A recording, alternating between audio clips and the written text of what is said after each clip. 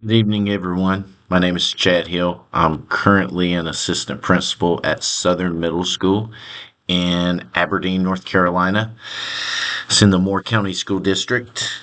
Southern Middle School, we are focused on all of our efforts aligning with our vision, which is an unwavering commitment to ensure all students are valued, supported, and prepared with the academic, social, and community skills needed for high school. Currently, we are a C school, which is slightly below the other schools in Moore County. We have a total of 671 students that attend Southern Middle School.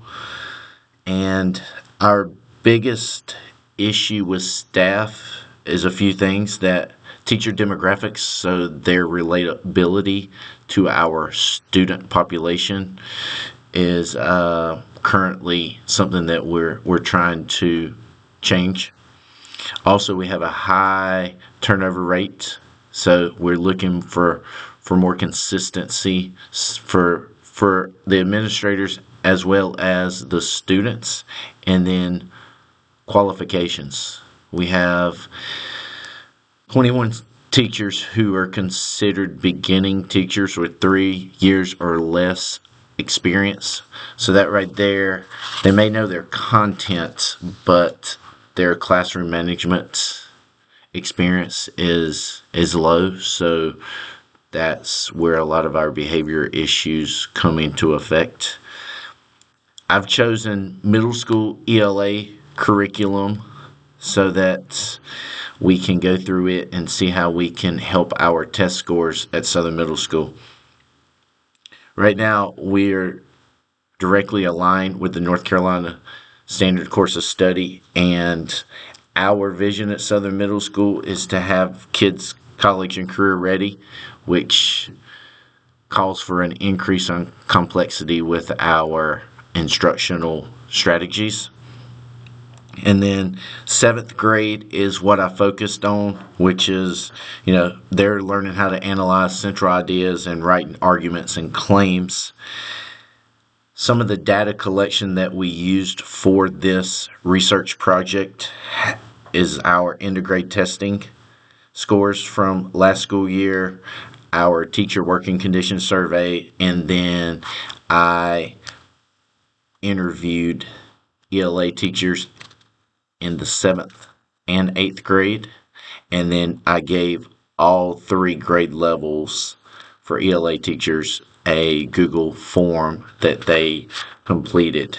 And the biggest achievement gaps that I found in this research project was that our economically disadvantaged students had a wide gap versus our other students.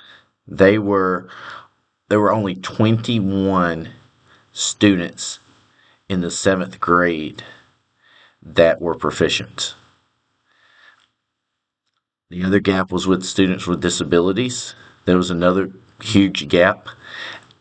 Our 7th graders were 91% not proficient on the ELA EOG last year.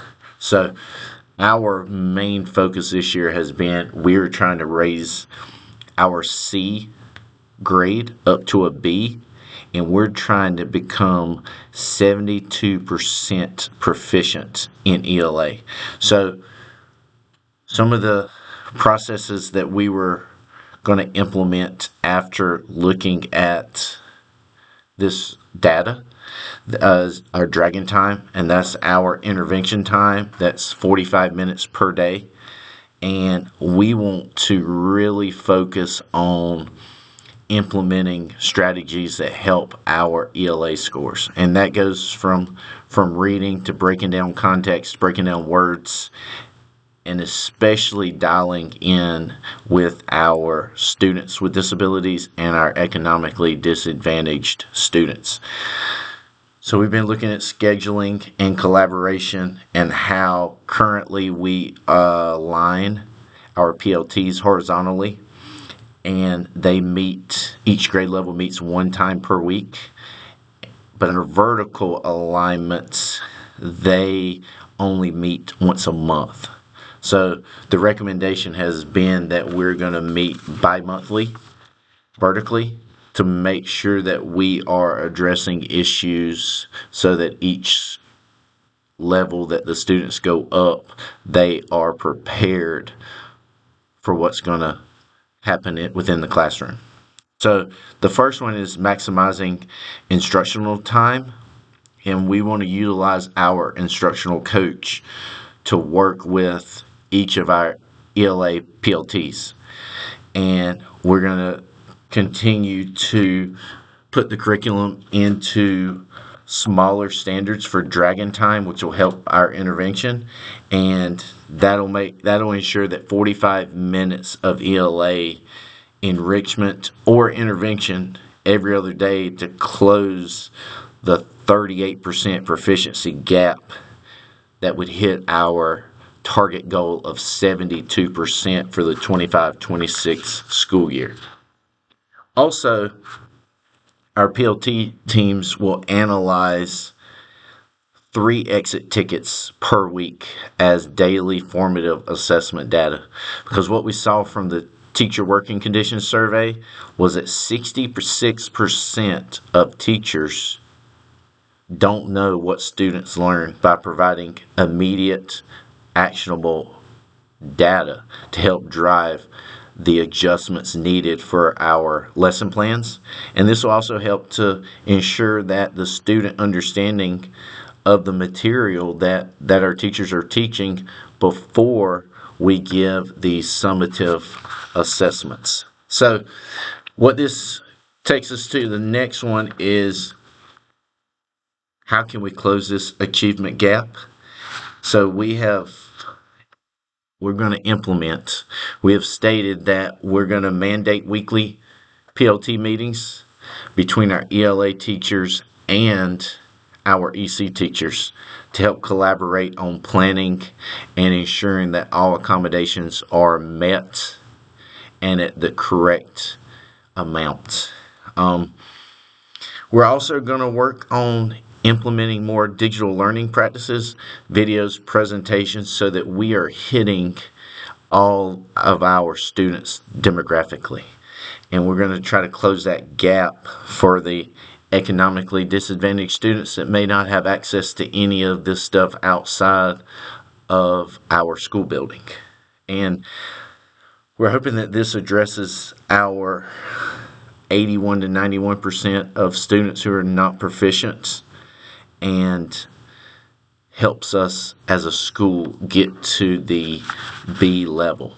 So we've got the NC STAR Student Success Indicator A 2.02 of vertical alignment that we will do with our PLTs, and then we're also using the NC STAR Student Success Indicator C 3.06 to make it mandatory co-planning. So our 18-week plan is on Tuesdays. Our 7th grade ELA team will PLT, and then on Wednesday for 30 minutes, our ELA and EC teachers will PLT. And then to work on our vertical alignment, we have implemented bi-monthly every other Friday to where we will meet, and we're focusing on the students and their proficiency. So the students with disabilities and the economically disadvantaged students is who we're targeting during this. The curriculum is strong, but our implementation and deliverance is needing some adjustments. So making sure that we are focused on data interventions that shows us concrete stuff that we're able to implement. The collaborative planning will help everyone ensure that they're all teaching to the depth that we need it for both intervention and enrichment, and it will help target the students that we are looking to bridge the gap in our EOG scores. The PLT meetings twice a month for an hour gives us an extra 6 hours per quarter to increase both rigor and pacing alignment across all of these levels. And with that, we think that we can move from a C to a B school. Thank you very much.